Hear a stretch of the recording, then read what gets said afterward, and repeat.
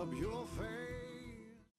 Lift up your face. My name is Paula Mays, and I am the Executive Director of Open Door Recovery House in Marble Falls. Open Door is a faith-based home for women to recover from drug and alcohol abuse. Very good. And how long have you been doing that? A little over 3 years, 3.5 years.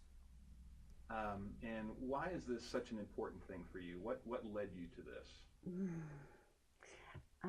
These women need a place to go. They often leave their destructive lifestyles and get help in rehab or jail, prison. And when they're ready to start again, they have no place to go that's safe. Yeah, and you found this out through personal experience. Talk a little bit about your story, Miss Paula. Well, I was born in a convent, named after Mother Superior.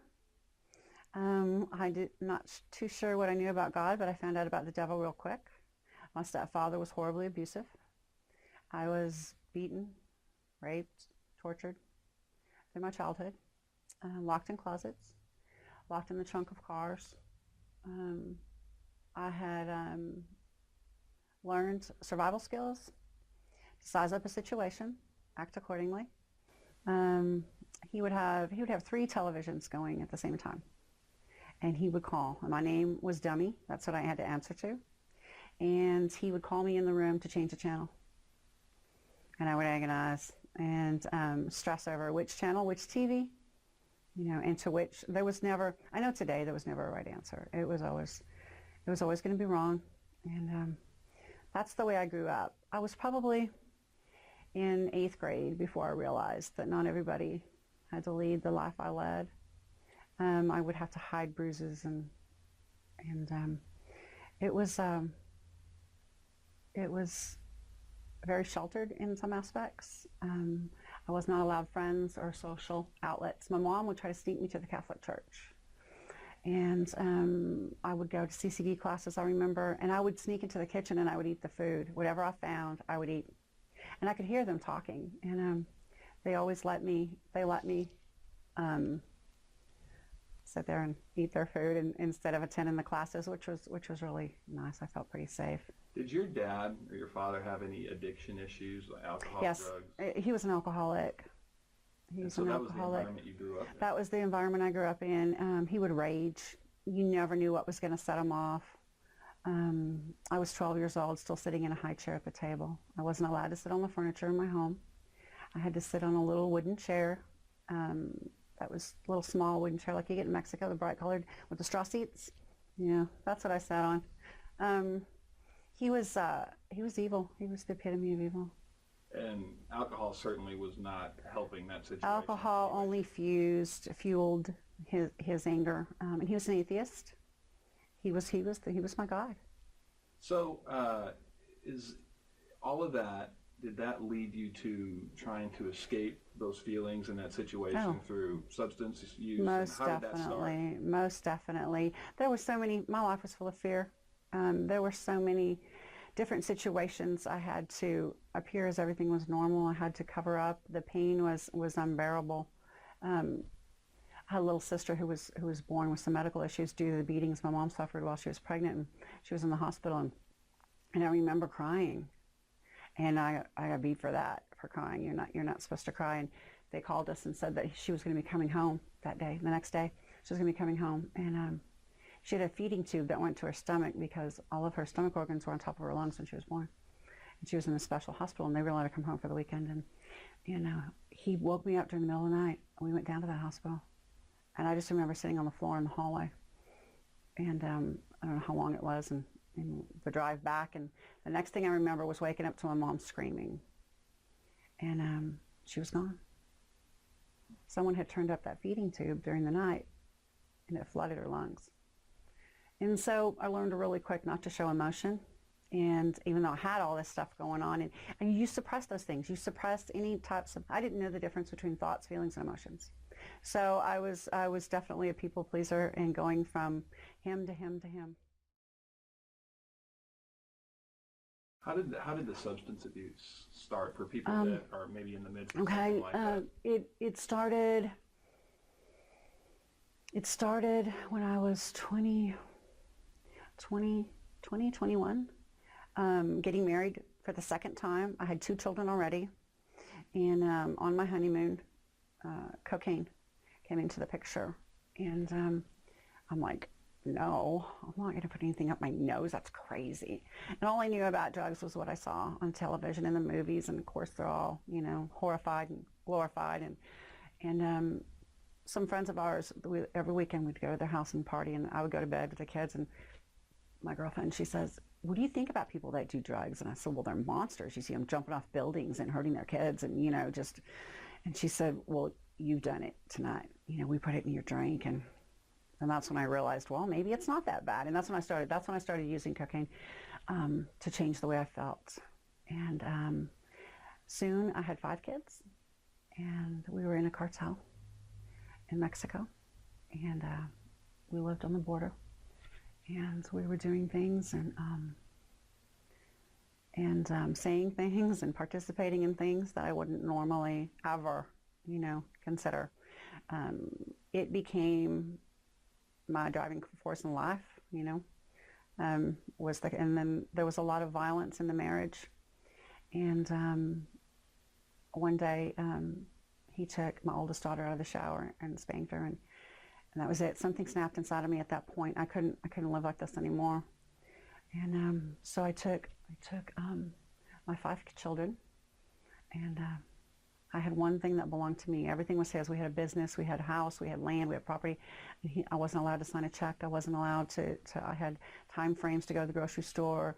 Very, very controlling, very manipulative, very abusive. And I couldn't let my kids live like that anymore. And so I took a German Luger gun that I had, and I sold it in $500, gram of cocaine, 5 kids, pillows and blankets, and I left Brownsville, Texas.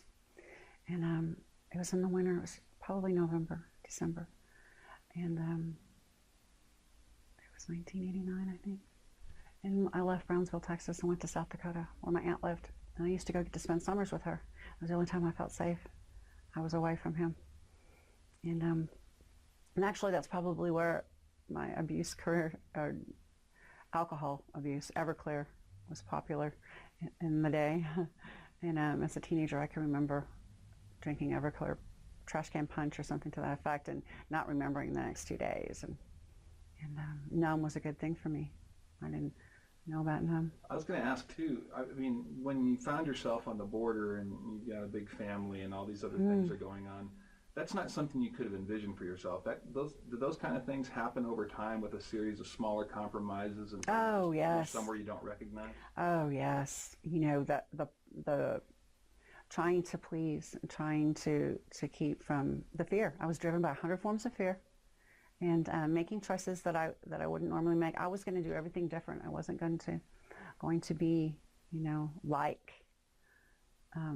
the others, and I loved my children the best I could, but I was making choices that put them in compromising positions, and I was little by little doing things that, you know, I swore I'd never do. The fear was probably. So when you're in South Dakota, and you've gotten into alcohol now too, is that in combination with drugs, or it's? In my early teen years, no, it was just the alcohol. Right. It was just the alcohol. It wasn't until my second marriage on my honeymoon, I was 21. Right. Was I introduced to cocaine, and then it was cocaine and alcohol, and more of both, because the combination quits working. And that's after you left the marriage too, the second marriage? Mm-hmm. Okay. I left the second marriage and went to South Dakota with 5 kids to start over. And it wasn't easy. The people that we knew and the things that I knew, they didn't want to get out. And it was really, really difficult. And the next thing you know, I was in another relationship with another him. And he also was a dealer. And I would go to church. I would go to churches everywhere I went. I would go to a church, and I always felt like I needed to be there, but I never felt comfortable. I always felt less than. I wasn't comfortable in my own skin, let alone with other people. I had no skills to relate, no social skills, no parenting skills, no. I felt the draw, but I didn't understand it. When I took the kids and I left and I went to this little tiny town in South Dakota, he was the pastor of 2 different churches side by side, Lutheran and Methodist, I think, which the labels don't matter. But he would meet with me in the cafe, and we would do Bible study so I could smoke, because I was so uncomfortable. But yet I needed to know. I needed to study. I felt that call, and I think I've been running from it my whole life. Today I know that all the pain and all of the things that I've gone through are for his glory. You know, he didn't do those things to me, but he was there with me. And today I can help others who have been through those things. I can look at them in the eye and say, I know how you feel. I'm not a professional. You know, I haven't studied. I don't have a degree. I don't have certificates. But I've been there. It's interesting. You know, obviously your getting clean was a process, and there was lots of things that... It was a process. Very much a process. And now as you get a chance to work with people who are coming out of addiction, sometimes their stories are very tragic and similar to yours, which, you know, turns out to be a victory at the end for sure. But it can happen to anybody, regardless of your upbringing. It can happen to anyone, regardless of your upbringing. We've had 85 women come through Open Door in the last 3.5 years. The most loving, caring families from the most influential aspects of life, social, economical. There's no addiction, alcoholism is no respecter of any type of background or family dynamics, or, you know, it's not that these people are bad, you know, bad people. They're not bad people trying to get good. They're sick people trying to get well. And they need to know that there's hope. They need to know that there's hope, and I feel like that's what, you know, I need to let them know that if they're breathing, there's hope. It's interesting that in the course of telling this story, you talked about who you were, but you didn't talk a lot about getting out of the addiction. Is that intentional because it's so different for everybody? You just recognize you can't do it on your own? It is different for everyone, and it's very progressive. Addiction is extremely progressive. It's one little compromise, you know, this combination of this works, and then that doesn't work anymore, and you have to go stronger and stronger, and you end up, you know, with deeper and deeper in the deal, and it takes over more of your soul, you know, and you end up with this hopeless state of mind and being, and all you know is numbing it. Do you think, in your experience in meeting with people who are coming out of addiction and sometimes falling back, that they think getting clean is going to be a very, well, not a very easy thing, but easier than they anticipate? Yes. When you remove drugs and alcohol from the situation, you find that you have a living problem. And the 12-step programs are designed for living that work and rough going. And getting closer to the God of your understanding is what's going to get you there. It's what's going to, you know, save you. But you can't, so many can understand that when they first come in. And it's not just removing the alcohol or the drugs or the whatever your addiction is, whether it's shopping, gambling, men, women, you know, sex, it doesn't matter. Removing the addiction or abstaining from the addiction is not going to solve the problem. That's all above the waterline. You have a giant iceberg, and what's above the waterline are your symptoms, which are your actions and your addiction, but it's all what's below the waterline that you have to deal with. You know, only Christ makes that possible. It's only through him.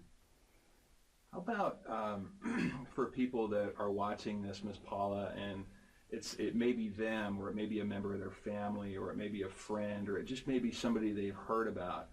What's the first step for them in kind of moving forward with their life and getting out of this pattern of addiction and numbing pains, or whatever the situation is? What's the first step? The first step is knowing that you can't do it. You know, you're going to need a higher power. You're going to need a God of your understanding. And only through his aid, by his grace, are you going to be able to do this. And you can't do it alone. You don't ever have to be alone. Again, you can come into the rooms of Alcoholics and Narcotics Anonymous, and or into your church family, and know that you can't do it in your strength. Your best thinking got you right where you are. First thing is that I let them know that if they're breathing, there's hope. And that the actions of their addiction does not define who they are, and that loving them where they are is probably the most difficult thing I've learned to do. I will pray with them, I will talk with them, and if I can't help them myself, I will get them into somewhere where they can. It's more prevalent. The prescription drug abuse is extremely prevalent in all areas and ages, and it's the devil's deal. And it's it's rising and it's exploding in this area. I have an unusual population of young women in the house whose parents are still in their addiction. And my girls run from 21 to 43. Those are the ages. 2 of them were born addicted to drugs. Available, is that? Be aware, be available, know that loving them where they are is really difficult, and you can love them and set boundaries, not enable them in their addiction. People think that money, prayer is the #1 tool in combating this, praying for them and loving them where they are, helping meet their physical needs, whether it be food or shelter. That is a help, but they're going to reach their bottom when they stop digging. You'd think. When I was in 1999, I was arrested for manufacturing, distribution, possession of methamphetamine in a school zone. And 2 weeks later, in jail, still arrested again. I was facing 99 years. My children were taken and split between family members. You'd think that would have been my bottom. It wasn't my bottom, unfortunately. It took years. I had to get to the place. I had some people. I joined a church. Well, I didn't join. I started going to a church and a recovery group because I was told it would look good for the judge and my charges. And my friend Robin up at the Methodist Church in Marble Falls, she loved me right where I was. No conditions, no strings. She soon realized that she had to bring me toilet paper and milk and tires on my car instead of giving me money to take care of those things, because I had no sense of responsibility. I didn't know how to get where I needed to be. I just knew that I didn't feel comfortable in my own skin, and I didn't know how to stop doing what I was doing. She loved me where I was. Whether I was drunk, high, sober, happy, sad, angry, she was there, no matter what. The one constant thing in my life, I guess. She loved me before I knew how to love myself. Holding them accountable is really important, and setting boundaries, setting healthy boundaries. I love you, but I can't participate in this. When you're ready to get help, let me know. And they need to get into a place where there's other people like them. The 12-step recovery programs in the area, they're everywhere. There's a meeting every day in this area. You could go in there and know that you're not alone. If you're not part of the solution, you may be part of the problem.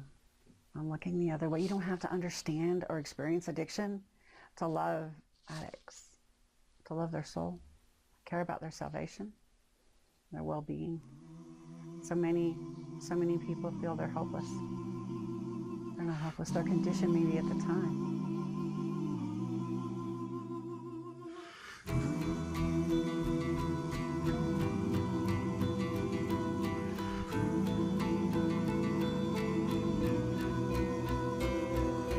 Lift up your face, lift up your face. Salvation is calling.